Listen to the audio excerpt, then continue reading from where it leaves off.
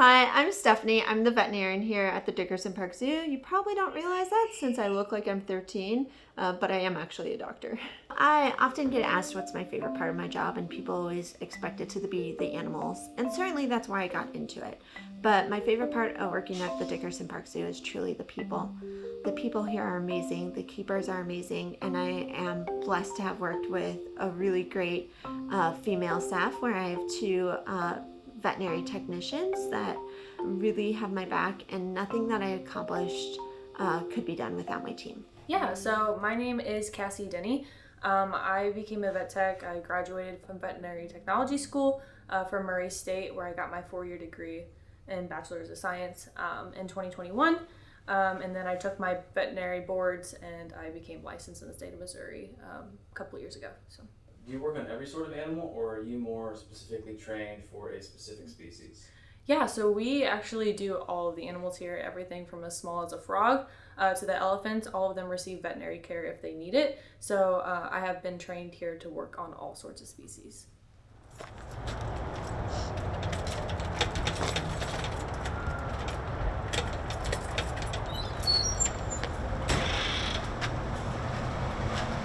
Do not have any allergies to like pyrethrins or fly spray or anything, do you?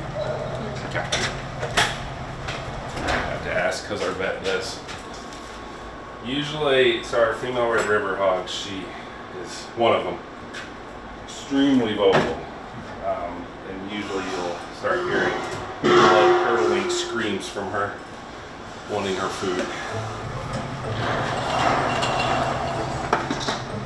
Hi.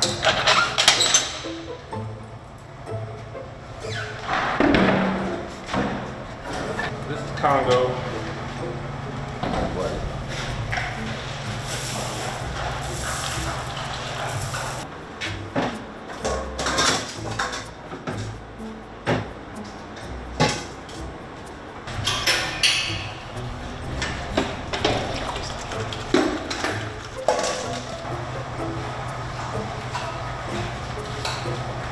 Congo!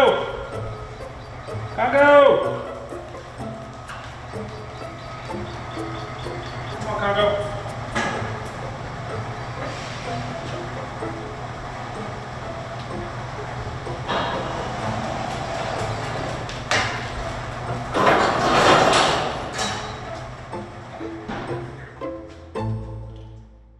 Is there anything you've learned from working here at the zoo and with animals?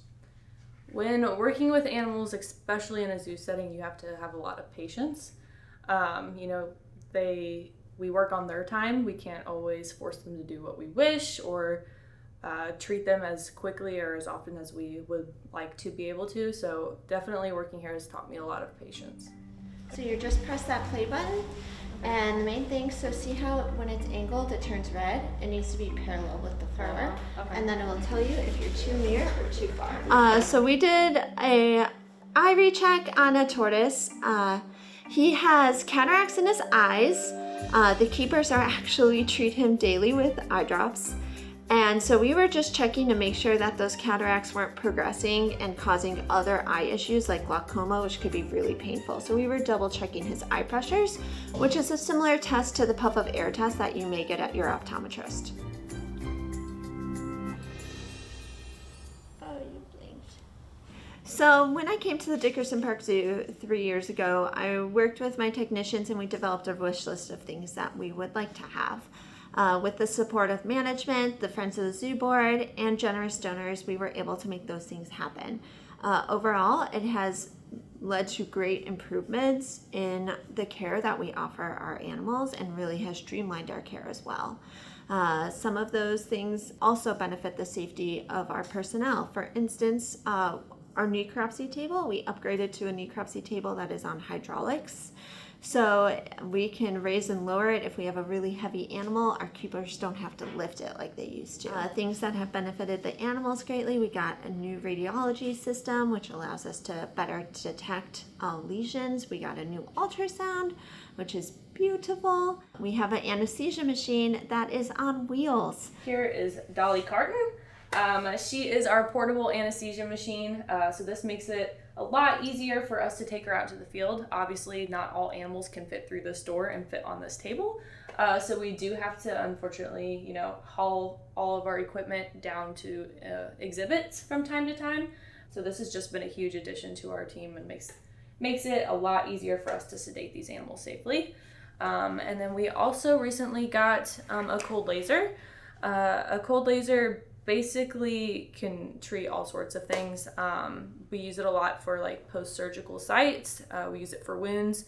And we also actually use it a lot on our chronic arthritic patients to help treat their pain. We do have an older collection of animals here, so we use this quite a bit weekly with all of our animals. So I'm just setting this cage up for the owl. I'm gonna put papers down just to make it easier to clean. Make it a clean perch, which all the clean ones are up on top. And then I'm going to move some of these around so they have kind of a private space to be. So we usually hook a piece of paper on the front, and then that's easy to clean as well. And then inside, I'm gonna get a little bowl of water. Stick that in there, and then I'm just gonna grab the bird and put it into another enclosure.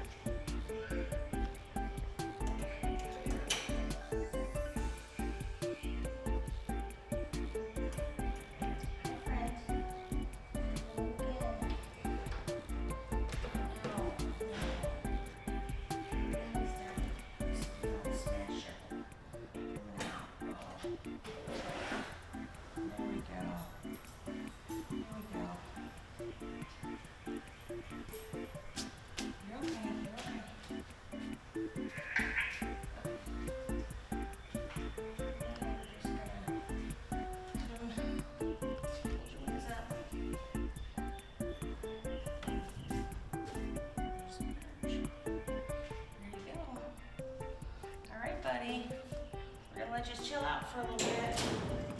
We'll come back and check on you. What local conservation efforts is the zoo taking, and how can people help? I would say the biggest local conservation effort is our raptor rehab program. So, you know, if people find an injured raptor, to bring it in.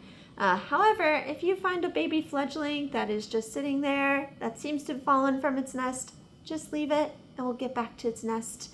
But anything else that you're finding, you can bring to us. As well as, you know, donations for the raptor rehab program also help, as well as donations to the zoo. When you come to the zoo, a portion of that money goes back to conservation efforts. So not only do you get a great zoo experience, you also get to support conservation.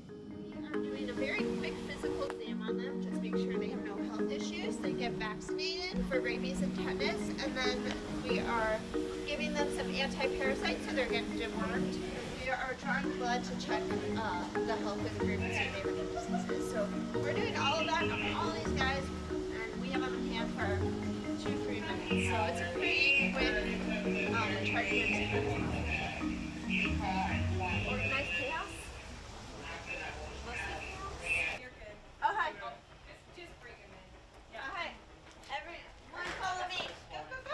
So we do preventative exams. Every animal, whether it's a chinchilla, an elephant, a snake, is scheduled. They have a month. That is their month where they get a fecal exam, and then depending on what the animal is, we'll either do an exam under anesthesia or we'll be able to do it awake. And so what's nice about that, it's no different from you or I going to our doctor for a regular exam. Hey, what? Can you go get her tail? I'm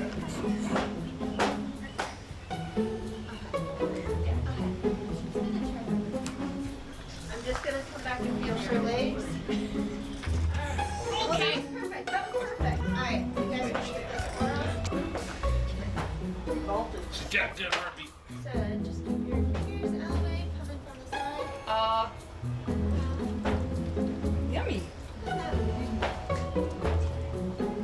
Yummy. As a veterinarian, animals hide diseases.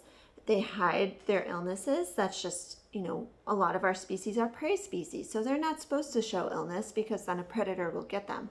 And our keepers are really astute and really know their animals, but still the animals can hide issues. And so when we are working on an animal for a preventative exam, oftentimes we are finding, things before they really brew to a problem.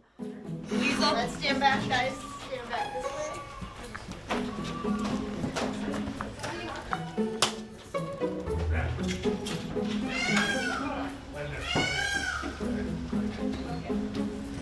Traction. Coming in. Sticking.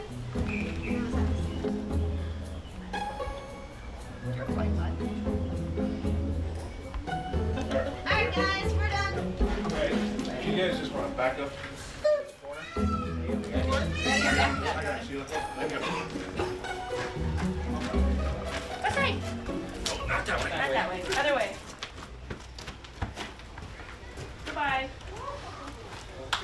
When I started here, I kind of landed myself in a bit of a funny situation. When I interviewed here and I asked, do you guys, raise babies or have a lot of babies here? I was told, no, it's not that often. And imagine my surprise when I start and I found out, hey, I think a cheetah's pregnant. And the keeper is amazing, and she trained that cheetah for ultrasound, and we were able to confirm the pregnancy both with ultrasound and x-rays. So she was showing signs where she was entering labor, but it wasn't progressing, and it was getting to the point where it could be dangerous for her and dangerous for the cubs. We prepared for that scenario. We met with the keepers and discussed all of the possible options of what we would do. And so if this moment happened, we knew exactly what we would do. And so we executed that plan, which involved anesthetizing her for C-section. And as I was pulling the babies out, the keepers were then resuscitating the babies and pretty much acting like mom. And at the end of the day, we had 3 healthy babies and 1 mom that was recovering from surgery. And unfortunately, because she did just go through a painful surgery and didn't give birth to them naturally, to our knowledge, when we consulted the cheetah SSP, no one has successfully put the baby cheetahs back after C-section at that time. So we unfortunately did commit ourselves to hand rearing these cheetahs. So imagine my husband's surprise when I'm coming home with baby cheetahs that needed round the clock care.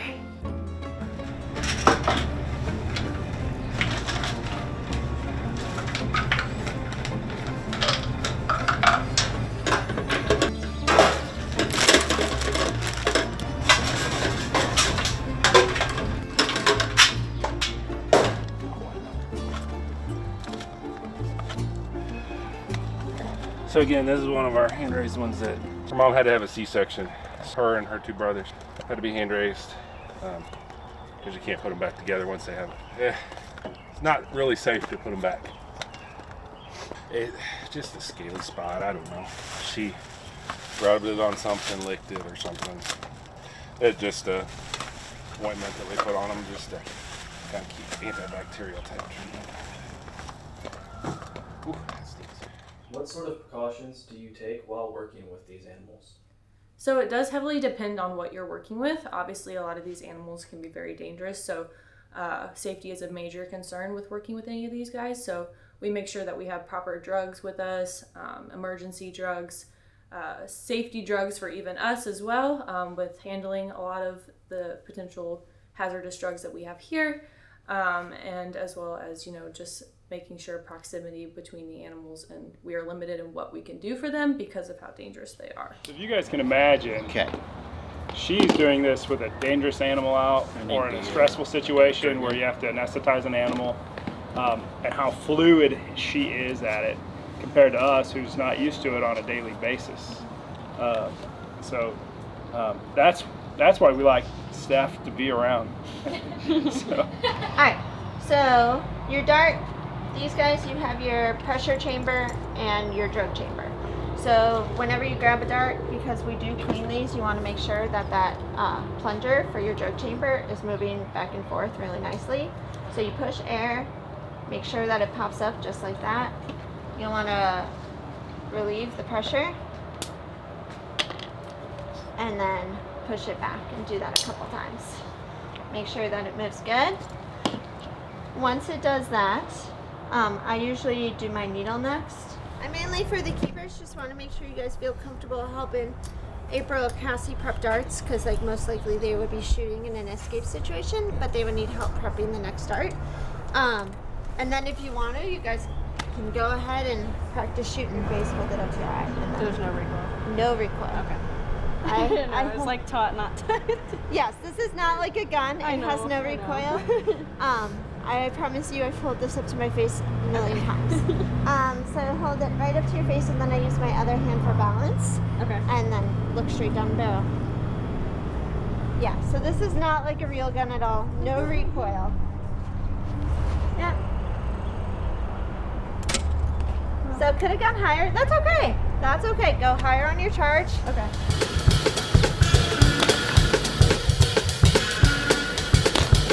No, there's no muscle on that raccoon. He just already shot the other one, so that's why I shot the raccoon.